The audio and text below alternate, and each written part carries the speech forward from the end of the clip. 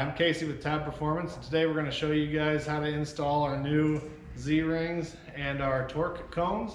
We're going to do a little bit of an explanation on what they are. And then if you guys like what you hear, we'd appreciate it if you go ahead and click the subscribe button and also like us on Facebook and Twitter. We've got a little ring here that will pop into the back end of our end cap. The torque cone gets attached here with two 832 cap screws, and then we'll show you how this installs into the end cap and how it consequently gets put back into the baffle here. So anyway, this thing, beyond just looking cool, yes, that is one of the benefits. Two, it does provide some restriction into the exhaust. A lot of people are going to say, okay, well, it's a torque cone. Is it, what does it do? Is it, is it 5 foot-pounds of torque? Is it 15? Well, everything really depends on your setup. If your setup is something that has the proper restriction already, is it going to make as big of an impact as one that's an eating restriction? No. So, you got to know your build, you got to know your setup, and everyone's going to be a little bit different. However, what we do know is when you block off this much of the the baffle, we are going to end up restricting the exhaust some, and we have seen positive results bringing that torque in on a lower RPM in such cases. So anyway, the other auxiliary benefit is we have noticed that putting this in, running it with an open header and the zombie baffles does tend to drop the note just a little bit. Unlike changing a baffle though, we're not getting rid of all that nasty zombie sound that you guys have come to really appreciate and enjoy. So we're really just kind of taking the note a little bit deeper, and it is at least as loud, if not a little bit louder, with the plug in than with the zombie baffle on its own. That was a little bit of a surprise to us during R&D, but it actually did stay on par or even a little bit louder than the zombie baffles by themselves. So now let's get into the install here. So we're going to start by taking our end caps off. We don't have to take our mufflers off or anything. Get a 5/32 Allen, back the 2 bolts out, and we'll get the end cap out. I'm going to do that here quick. So I've already taken the bolts out, and now I've got our end cap off. I loosened it up to make it a little quicker for the video. All right, now we're going to take our torque cone and install it onto the disc.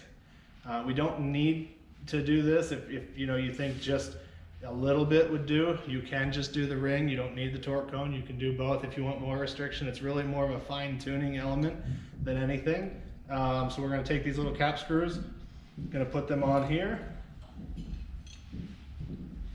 I do recommend always starting fine thread like an 832 by hand, so you don't strip your threads before you start introducing tools. It is a 3.5 millimeter Allen again that we're going to need to use. So we're just going to go hand tight for now.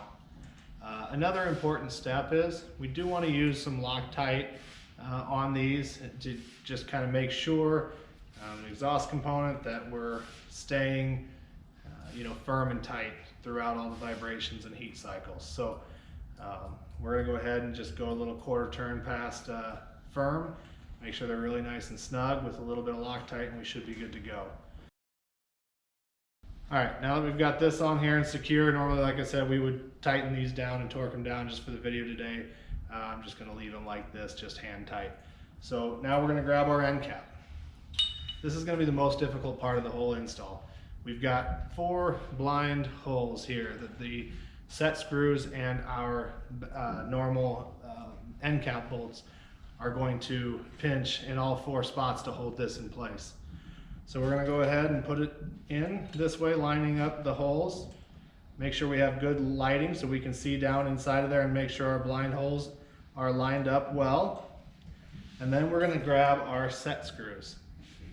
The set screws, it will depend on whether you have a 4.5 or 4. We'll put the right hardware in there for you. We're going to go ahead and just bottom those out. So we'll go ahead and get that started. All right, now we've got our set screws. We're just going to feed these through the end cap, get them lined up, and get them set here to hold this thing in place, because it's kind of wants to wiggle around a little bit on us, and so this will help hold that in before we can get them installed. This is going to be a 1/8 Allen, so we'll go ahead and buzz these in, and you're going to want to put it on the top and the outside, because the bottom and the inside is going to be where our normal end cap screws go in. So these need to be on the top and the outside of the bike in relation to that. So we're gonna go just until it's a little past flush here. And then we're gonna repeat this on the bottom.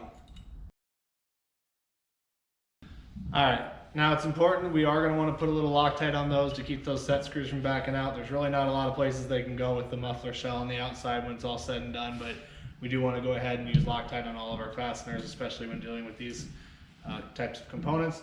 The other thing is you wanna make sure we get our Z and not an N. These are universal, so again, we're gonna wanna make sure that we've got this set up and centered as a Z.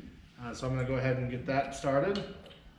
All right, now once you get it lined up, it is easiest to use one of the other holes that you're not putting that set screw in to make sure that we're lined up. You can even kind of go in that blind hole and, you know, use the Allen to adjust it a little bit without damaging the threads there.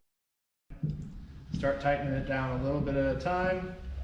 You can kind of feel it clip in there, feel it get a little tight. I'm not going to go too tight just yet. We're going to get both of these in here.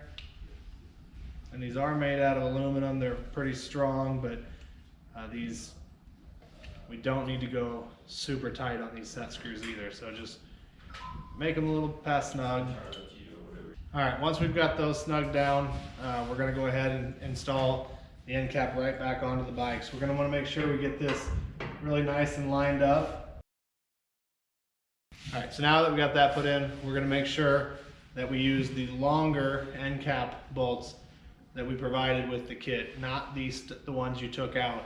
These ones are going to be, they're going to protrude through the case, all the way through the end cap and into those blind holes. So it's really important that we use these so we get all 4 points of contact, providing pressure on this little insert to hold it in place. All right. Now that we got the right side done, we're going to go ahead and pop the left end cap on here. You just repeat the same steps. Make sure you're putting the set screws on the outside and top. That's going to be important. Get your 2 screws put in, and then we're going to take it outside and fire it up and let you guys hear it.